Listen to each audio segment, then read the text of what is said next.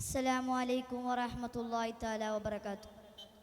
ബഹുമാനപ്പെട്ട ഉസ്താദുമാരെ, സംഘടനാ നേതാക്കളെ, വിദ്യാർത്ഥി സുഹൃത്തുക്കളെ, സാഹിത്യോത്സവത്തിൻ്റെ സുന്ദരമായ വേദിയിൽ അറിവാണ് ധനം എന്ന വിഷയത്തെക്കുറിച്ച് ഞാൻ അല്പം സംസാരിക്കാം.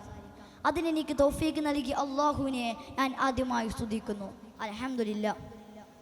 സുഹൃത്തുക്കളെ, ഒരു സമുദായത്തിൻ്റെ അല്ലെങ്കിൽ ഒരു സംസ്കാരത്തിൻ്റെ തന്നെ അടിസ്ഥാനശിലയാണ് വിദ്യാഭ്യാസം.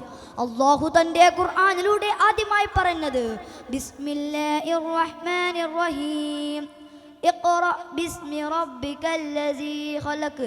നബിയേ, താങ്കൾ വായിക്കുക, താങ്കളെ സൃഷ്ടിച്ച റബ്ബിന്റെ നാമത്തിൽ താങ്കൾ വായിക്കുക എന്ന ഖുർആനിക വചനം പോലും നമ്മോട് പറയുന്നത് വിദ്യാഭ്യാസത്തിന്റെ മഹത്വത്തെയും പ്രാധാന്യത്തെയും കുറിച്ചാണ്. സമാധാന നോബൽ ജേതാവും ആക്ടിവിസ്റ്റുമായ മലാല യൂസുഫ്സായി ഐക്യരാഷ്ട്രസഭയിൽ ഒരിക്കൽ പറയുകയുണ്ടായി, ഒരു വിദ്യാർത്ഥിക്ക്, ഒരു അധ്യാപകന്, ഒരു പേനക്ക്, ഒരു പുസ്തകത്തിന് ഈ ലോകം തന്നെ മാറ്റിമറിക്കാനാകും. സുഹൃത്തുക്കളെ, വിദ്യയിലൂടെ നാം കരസ്ഥമാക്കുന്നതിൻ്റെ പകുതിയിലൊരംശം പോലും വിദ്യയിലല്ലാതെ നമുക്ക് കരസ്ഥമാക്കാനാവില്ല. സുഹൃത്തുക്കളെ, വാളുകൊണ്ടും രക്തം കൊണ്ടും കീഴടക്കിയ സാമ്രാജ്യങ്ങളും ആശയങ്ങളും ലോകത്ത് നിന്ന് നിലനിൽക്കുന്നുണ്ടോ? എന്നാൽ അറിവും നിറവും കൊണ്ട് ലോകത്തെ പ്രചരിച്ച ആശയങ്ങൾ കാലങ്ങൾക്ക് ശേഷവും ഇന്നും നിലനിൽക്കുന്നു. കാരണം എന്താ? വാളുകൊണ്ട് മൃഗീയ പ്രവർത്തനങ്ങൾ മാത്രമാണ് പ്രചാരം നേടുന്നത്. എന്നാൽ തൂലിക കൊണ്ടും അറിവ് കൊണ്ടും പ്രകാശിക്കുന്ന സർഗവസന്തങ്ങൾ ലോകത്തിൻ്റെ നാനാദിക്കുകളിലും പ്രകാശം പരത്തുന്ന വിളക്കുകളാണ്. അജ്ഞതയും അന്ധതയും മനുഷ്യ നന്മയെ കാർന്നു തിന്നുമ്പോൾ നമുക്ക് മുമ്പിൽ തടയിടാൻ വിദ്യാഭ്യാസം മാത്രമാണുള്ളത്. കുമിഞ്ഞുകൂടിയ സമ്പാദ്യങ്ങൾക്കും ബിസിനസ് സാമ്രാജ്യങ്ങൾക്കും കീഴടക്കാവുന്നപ്പുറവും നമുക്ക് വിദ്യയിലൂടെ നേടിയെടുക്കാനാകും. സുഹൃത്തുക്കളെ, ആധുനിക വിദ്യാഭ്യാസം സംഭവിച്ചുകൊണ്ടിരിക്കുന്നത് എന്താണ്? സ്കൂളുകൾ, കോളേജുകൾ, മറ്റ് വിദ്യാഭ്യാസ കേന്ദ്രങ്ങൾ, ഇവക്കൊന്നും ഇവിടെ പന്നമില്ല. എന്നാൽ നമുക്ക് ആവശ്യമായ വിദ്യാഭ്യാസം നേടിയെടുക്കാനാവുന്നുണ്ടോ? വാല്യബിൾ എഡ്യൂക്കേഷൻ എന്ന് പറയുന്ന മൂല്യവത്തായ വിദ്യാഭ്യാസം നമുക്ക് ആർജിക്കാൻ സാധിക്കുന്നുണ്ടോ? ഇല്ല എന്ന് നാം പറയും. കാരണം എന്തോ? വിദ്യാഭ്യാസം പച്ചവൽക്കരിക്കപ്പെടുന്ന അസുരകാലമാണിത്. വിദ്യ എന്നുള്ളത് ഒരു സ്രോതസ്സാക്കി മാത്രം മാറ്റിയ വിഡ്ഢികളുടെ കാലമാണിത്. സുഹൃത്തുക്കളെ, എത്രയെത്ര സ്കൂളുകളും കോളേജുകളുമാണ് നമ്മുടെ ചുറ്റുപാടുള്ളത്. എന്നാൽ അവിടെയുള്ള വിദ്യാർത്ഥികൾക്ക് മൂലച്ചൂന രൂപപ്പെട്ടിരിക്കുകയാണ്.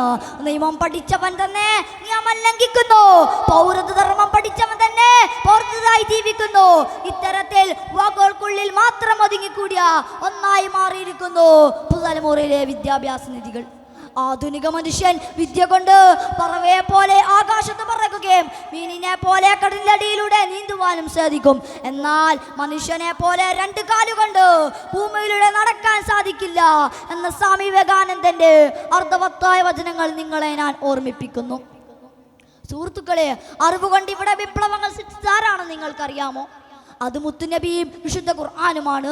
ധാർമ്മിക മൂല്യങ്ങൾക്ക് വില കൽപ്പിക്കാത്ത, എല്ലാ നിലയിലും ആരാധിപത്യത്തിൽ ജീവിച്ച് സ്വന്തം രക്തത്തിൽ പിറന്നു വീഴുന്ന കുഞ്ഞ് പെണ്ണായാൽ അപമാനഭാർ വിമിക്തം കുഴിച്ചുമൂടി അഭിമാനത്തോടെ വിളിച്ചു പറയുന്ന കാലം.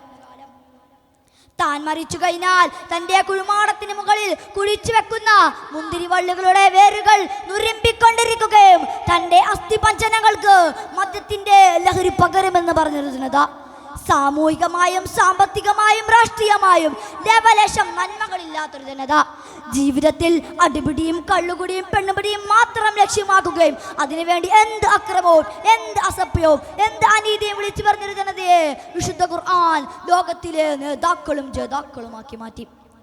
അലിയുൽ ഹയാത്തുൽ ഇസ്ലാം, അറിവാണ് ദീനിന്റെ ജീവനാഡി എന്ന സന്ദേശം നിങ്ങൾക്ക് കൈമാറിക്കൊണ്ട് എൻ്റെ ഈ പ്രസംഗം ഞാൻ ഇവിടെ അവസാനിപ്പിക്കുന്നു. അസ്സലാമു അലൈക്കും വറഹ്മത്തുള്ളാഹി തആല വബറകാതുഹു.